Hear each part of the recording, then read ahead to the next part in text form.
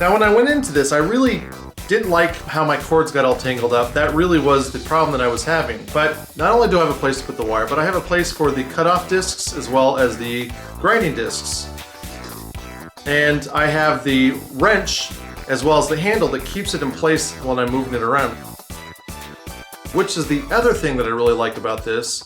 It has the ability to be portable very simply. I can take it wherever I need it to go and have all my tools with me in one place. I've been using this for the last couple months and it's really done a lot of good for me.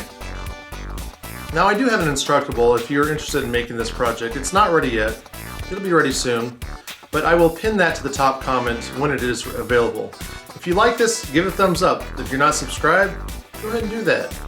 Tell your friends about us, and come and join me over on Instagram at Make Things with Rob. And remember, keep making things.